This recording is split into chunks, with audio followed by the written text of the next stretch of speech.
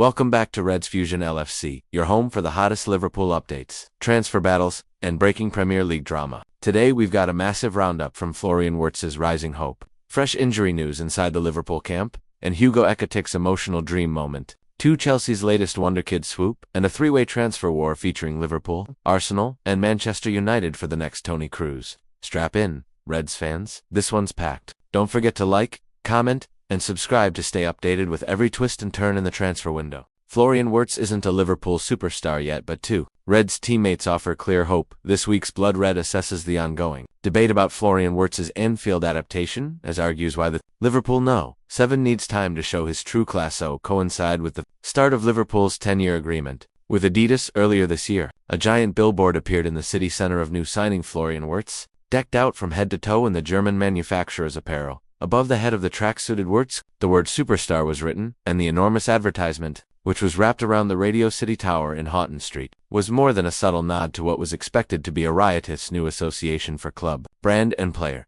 The formal start of Liverpool's partnership with Adidas began on August 1st, confirming the new signing from Bayer Leverkusen would be taking the No. 7 shirt.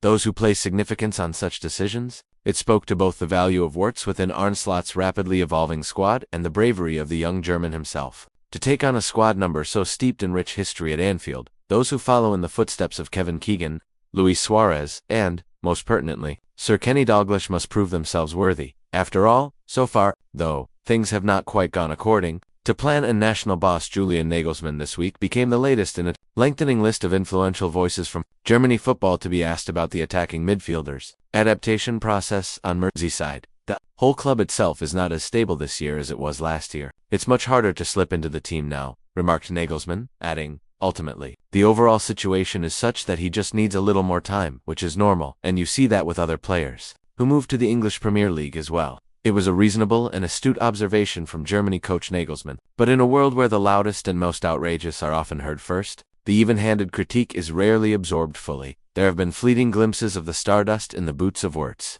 The pirouette back heel to Mohamed Salah at Chelsea, the Cruyff turn to evade Declan Rice against Arsenal, the Gavango with Alexander Isak against Atletico Madrid before Jeremy Frimpong got in his way after rounding the goalkeeper. So far, though, those moments have been too few and far between for someone who took on the challenge of becoming the creative totem in the wake of Trent Alexander-Arnold's departure. A little boy was Gary Neville's put down after Sunday's 3-0 defeat to Manchester City, and while that soundbite might have been a tad on the dramatic side, the physicality of the Premier League still looks like it is an issue for the 22-year-old.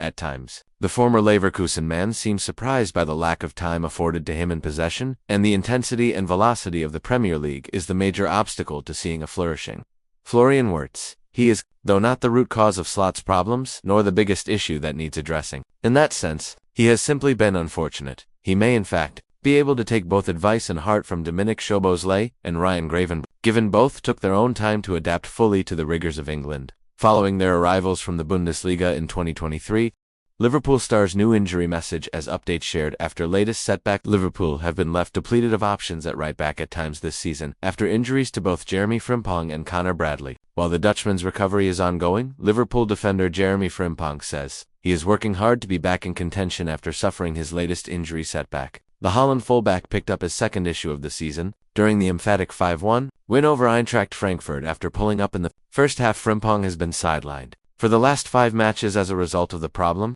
but it comes as the latest spell sidelined for the former Bayer Leverkusen defender. The 24-year-old was withdrawn on his Premier League debut for Liverpool against Bournemouth, as he sat out of the clashes against Newcastle United and Arsenal at the beginning of the season. The fullback's problems have coincided with Liverpool struggling to deal with the departure of Trent Alexander. In light of the England international's acrimonious exit, the Reds added Frimpong to compete with Connor Bradley for a starting berth at right back, but both options have suffered their respective injury issues, forcing Dominic Szoboszlai to cover in the back line. In a post to Frimpong issued a positive update where he reminded supporters that he is putting in the work on the training ground to return to the squad. He posted a picture in action with Haaland with the caption, "Working hard to be back soon. Strong arm." It is the latest insight into Frimpong's recovery after posting a series of videos to his social media showing the comeback trail. He was seen doing exercises at the AXA training center in Kirkby, overseen by one of the rehabilitation staff on the medical team, as well as other snippets running around the training pitch on Merseyside. Arne Slot confirmed that Frimpong would return to the fold after the international break, but he faces a race to be fit to be in contention to face Nottingham Forest after the international break. The Liverpool head coach was forced to admit that he doesn't expect the Bund defender to be fully fit to face Sean Dyche's side at Anfield next Saturday, November 22nd. Alisson, for sure, and I expect Jeremy back after the international break as well, because we play from November until March, said the former Feyenoord boss. But I don't expect Jeremy to be fully fit for Forest. But with Alisson we expect this. Liverpool will be looking to bounce back from their defeat to Manchester City when top-flight football returns. The Reds sit 1 point off the Champions League places, but 8 points off the title race. They will be hoping to return to winning ways, but they will be buoyed by the return of Alisson Becker. Despite Georgi Mamardashvili's positive spell between the sticks, Alexander Isak was forced off in the same game against Eintracht Frankfurt last month and was only fit enough to return to the matchday squad as an unused substitute. However, he has been selected for Sweden, and head coach Graham Potter has noted that he will feature if he is needed, as they have 2 dead rubber World Cup qualifiers. Hugo Ekitike achieves childhood dream as Liverpool star gets rewarded. Liverpool star came off the bench in Thursday's game in Paris and had a huge impact on proceedings. The forward has laid down a marker to be included in next summer's World Cup squad. Hugo Ekitike described his maiden France goal as a childhood dream as the Liverpool star netted in his country's 4-2-0 win over Ukraine. The Liverpool striker was introduced for the final 23 minutes of the World Cup qualifier at the Parc des Princes on Thursday and produced a sensational cameo that earned rave reviews in France. Ekitike operated from a left-wing role and caused repeated issues with his direct dribbling in the wide areas. Brentford Cahir Yormoluk was booked for pulling the 23-year-old to the ground, while Ekitike also produced 4 shots during his brief showing. But the highlight came in the 88th minute when he swept the ball through the legs of Ukraine goalkeeper Anatoly Trubin to wrap up the scoring in Paris. After collecting the ball out wide, Ekitike drove inside, linked with Kylian Mbappe at the edge of the box, and then stroked his shot low and hard into the away goal. Speaking after the game, Liverpool's summer signing said he was delighted with his impact off the bench. It's a childhood dream. Ekitike told Foot, every time I get minutes on the pitch, I try to show my abilities and that I'm there to help the team. Regardless of playing time, and even off the pitch, I'm happy to be rewarded. I hit the post last time, and I hit it again this time, so I'm happy. Ekitike had not earned an international cap before signing for Liverpool in July. He has now played in all of Les Blues' last 5 games, and may have secured his place in the squad for next summer's World Cup. For now, I'm keeping a cool head, he said. I want to keep performing because I'm someone who's enjoying himself and wants to continue doing what I'm doing. We're going to keep scoring goals and contributing to victories. Of course, it's a bit special. It's a stadium I know well. Scoring my first goal for the French national team here is somewhat symbolic for me, and it feels like a victory. The coach was obviously happy for me. He showed faith in me by giving me those minutes, and I hope I repaid him. I felt he was happy, and I hope I can give him that feeling back. France's 4-0 win on Thursday guaranteed the country's place at the World Cup next summer, becoming just the 2nd European nation to do so after England. Chelsea agree transfer for Wonderkid, as Todd Boehly repeats trick and blow to Liverpool. Chelsea have agreed a deal to sign Ecuadorian Wonderkid-Man, who is also a target for Premier League rivals Liverpool, and will join the club in 2028. Chelsea have struck a deal to bring in young centre-back Dinar Ordonez from Ecuadorian team Independiente del Valle. Mirror Football understands the Blues' newest recruit, who was also on Liverpool's radar, is set to join in 2028 as part of their strategy to invest in South American talent. Chelsea have recently signed up-and-coming stars from Brazil, including Estevão Willian, André Santos, and Angelo Gabriel. Under the guidance of Todd Boehly and Clearlake Capital, the club has consistently targeted talented teenage prospects with long-term potential. The decision to sign 16-year-old Ordonez aligns with their model of identifying and nurturing talent early, whilst allowing players to continue their development in familiar surroundings before making the move to European football.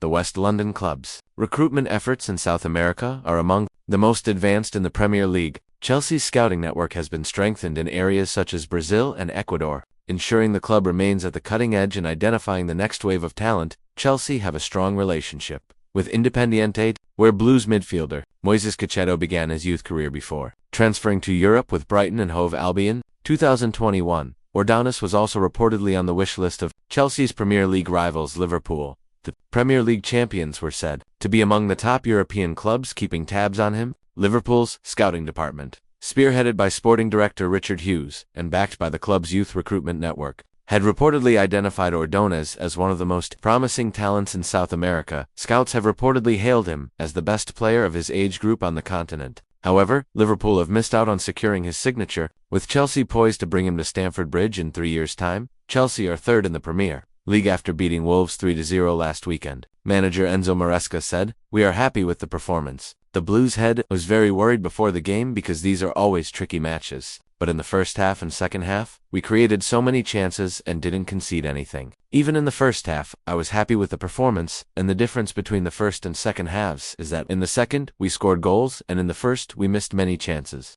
Man OTD joined Arsenal and Liverpool in transfer battle for next Toni Kroos. Manchester United scouts have been hard at work and have been keeping an eye on a midfielder tipped to follow in former Real Madrid star Toni Kroos' footsteps after making an impressive start. Manchester United are tracking young starlet Kenneth Ike, who has been dubbed the next Toni Kroos in Germany. The Hertha Berlin teenager is drawing interest from scouts from United, Manchester City, Liverpool, and Arsenal, who have watched his exploits. Ike, 16, has made 10 appearances in Bundesliga 2 this season after making his debut against Karlsruhe in August. And already the youngster has a flurry of followers from all around Europe. The Hertha star is even said to have a release clause of around £10 million in the summer. Per Mail Online, Bayern Munich hope to keep Icorn's talents in Germany, but will have their work cut out. In addition to competition from the Premier League, European giants Real Madrid, Barcelona and Paris Saint-Germain are all reported to have scouted the prospect. The defensive midfielder signed his first professional contract earlier this year and became the youngest debutant in Bundesliga 2 against Karlsruhe, aged 16 years and 14 days. Icorn is already impressing. 16 years old, playing in front of 50,000 fans against a top side. "For me, he was by far the best player on the pitch," said Hertha boss Stefan Leitl, following his first start against Hannover. United have made a decision on the transfer future of another young star, Harry Amas, on loan at Sheffield Wednesday. It is going to be allowed to remain with the Owls following the January transfer window. The Manchester United left-back joined the Championship side on loan in September and is set to see his temporary stay extended. The teenager has not missed a minute of his last 10 games in the Championship. The England under-19 is enjoying his first spell in senior football. United landed Amas in August 2023 after the defender spent his early years with Watford. Meanwhile, Ruben Amorim is mulling over whether to conduct any business in January. "Of course, we are going to have a problem there with AFCON," he said, "but we already knew. Then you can prepare that in the summer. But then you have a lot of players in the summer who are not going to play because it's one game per week. So the management of that situation is going to be hard."